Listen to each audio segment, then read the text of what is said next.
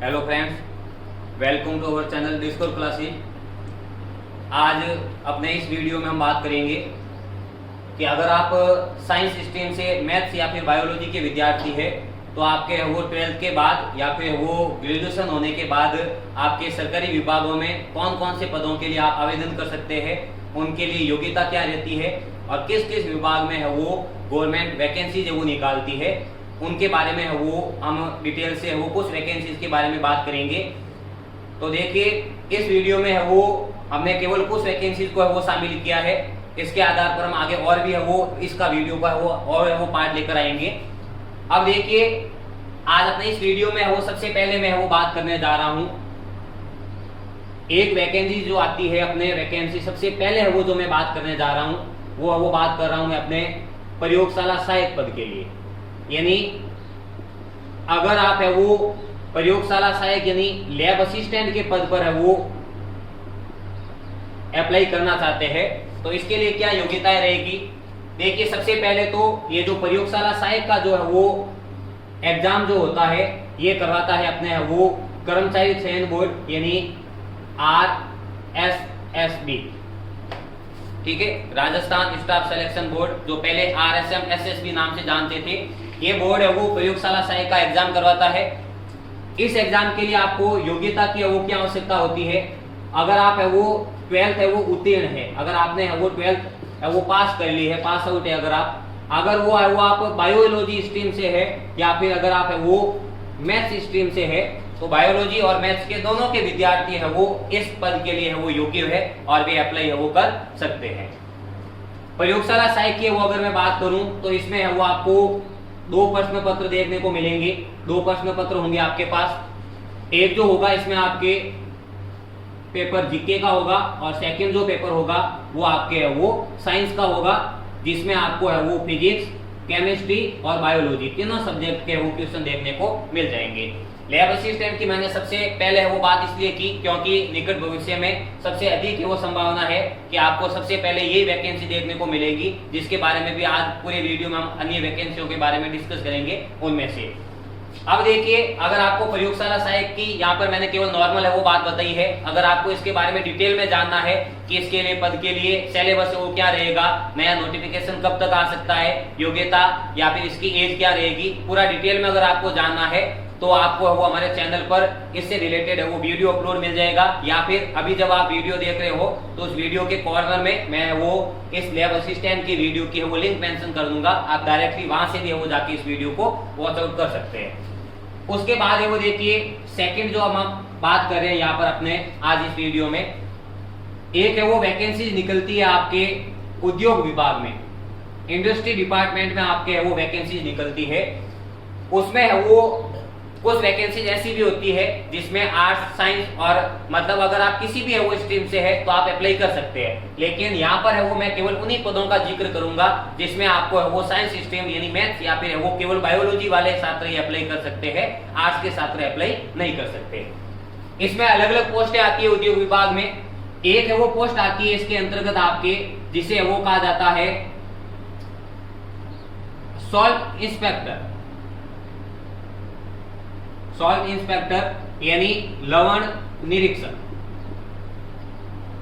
लवण निरीक्षक ये है वो पोस्ट आती है इसमें आपके। इस पद के लिए अगर मैं बात करूं तो योग्यता है वो आपके क्या रहेगी, स्नातक है वो रहेगी। और स्नातक में ये भी आवश्यक है कि आपके है वो केमिस्ट्री जो है एक अनिवार्य विषय के रूप में होना आवश्यक है। अगर आपने है वो मैथ्स या बायोलॉजी किसी भी स्ट्रीम से है वो आपने ग्रेजुएशन की है और उसमें केमिस्ट्री एक सब्जेक्ट है तो आप है वो सॉल्ट इंस्पेक्टर के पद के लिए अप्लाई कर सकते हैं। इसके बाद है वो देखिए, इसमें केवल है वो एक ही प्रश्न पत्र होगा और उसी के आधार पर है वो मेरिट बनती है। इस प्रश्न पत्र में नॉर्मली आपको है वो पार्ट देखने को मिलेंगे जीके और केमिस्ट्री के, मतलब अगर आप है वो केमिस्ट्री बेस्ड है वो अगर वैकेंसी है तो इसमें आपको केवल जीके और रसायन विज्ञान के क्वेश्चन का एक प्रश्न पत्र होगा, उसी के आधार पर मेरिट और उसी के आधार पर है वो सिलेक्शन होता है। इसमें अन्य है वो कोई भी प्रकार की फिजिकल या फिर दूसरी कोई भी एक्टिविटी नहीं होगी आपके। उसके अलावा है वो एक और है वो पोस्ट निकलती है जिसे है वो हम कहते हैं आर्थिक अन्वेषक पोस्ट। आर्थिक अन्वेषक के पद पर है वो पोस्ट निकलती है।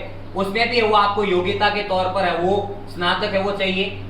लेकिन इस स्नातक में आपको है वो गणित एक अनिवार्य विषय के रूप में होना चाहिए। यानी अगर आपने मैथमेटिक्स से है वो स्नातक की है, ग्रेजुएशन की है, तो आप है वो आर्थिक अन्वेषक के पोस्ट पर है वो अप्लाई कर सकते हैं। इसमें भी वही केवल है वो एक प्रश्न पत्र होगा और इसका भी है वो आपको सिलेबस है वो अलग से जीके और उसमें मैथ्स के वो क्वेश्चन देखने को मिलेंगे।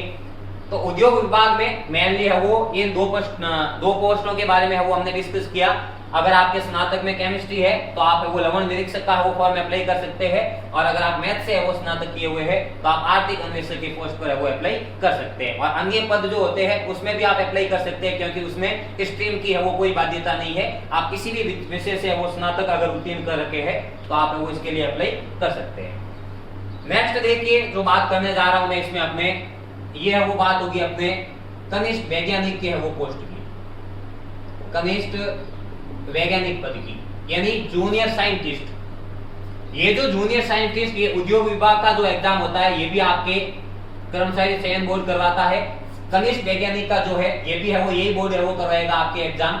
अब देखिए कनिष्ठ वैज्ञानिक वो क्या होगा, यानी जूनियर साइंटिस्ट के लिए पोस्ट के लिए अगर आपको आवेदन करना है तो योग्यता देखिए इसमें आपके क्या होगी, योग्यता आपके पास होगी अगर आपको है वो स्नातक उत्तीर्ण कर ली है, ग्रेजुएशन है आपके पास मैथ्स या फिर बायो, इसमें भी है वो वापस अलग अलग सब्जेक्ट के है वो योग्यता है वो मांगी जाती है, उसकी मैं अलग से बात करूंगा।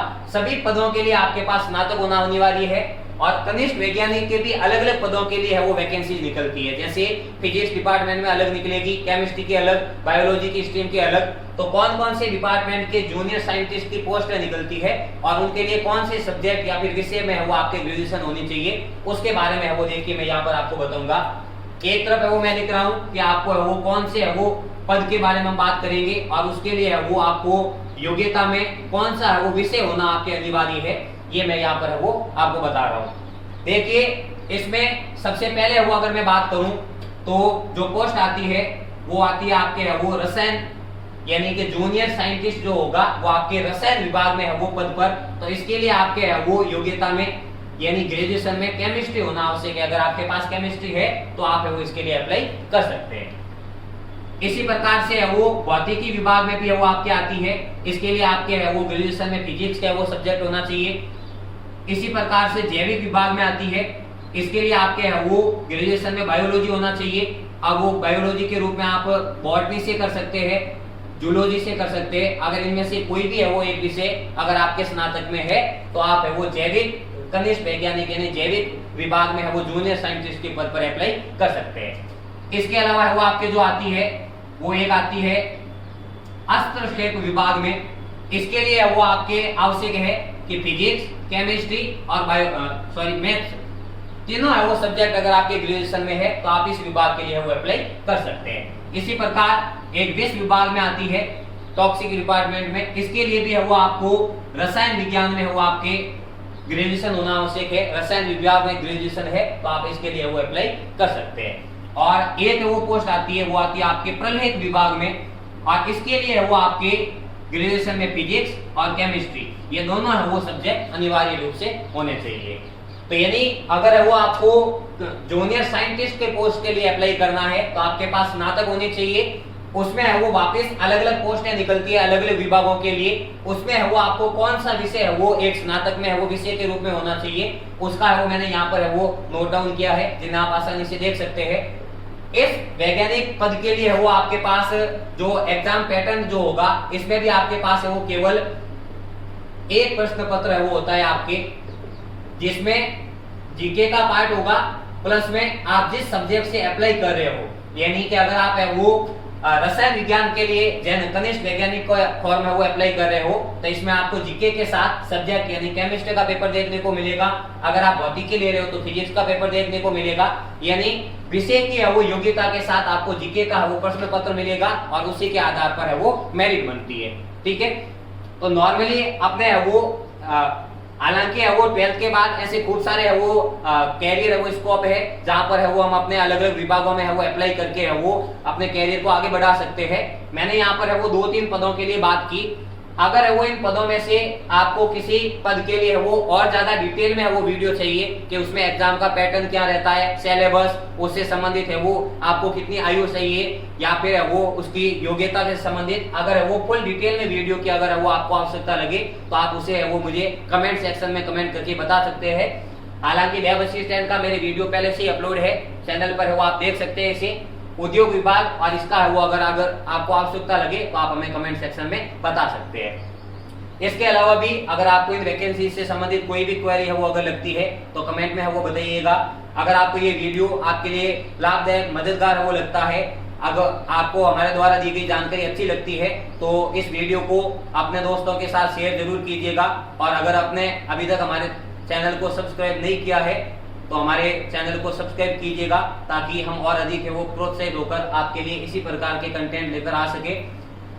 इस वीडियो का है वो पार्ट 2 भी लेकर आऊंगा मैं, क्योंकि खूब सारी ऐसी वैकेंसीज है जिनके बारे में अक्सर छात्रों को पता नहीं होता, तो इसके लिए है वो मैं पार्ट 2 लेकर आऊंगा, ताकि जितनी भी है वो ऐसी नॉर्मल वैकेंसी निकलती है उन सब के बारे में वो आप डिटेल से जानकारी प्राप्त कर सके।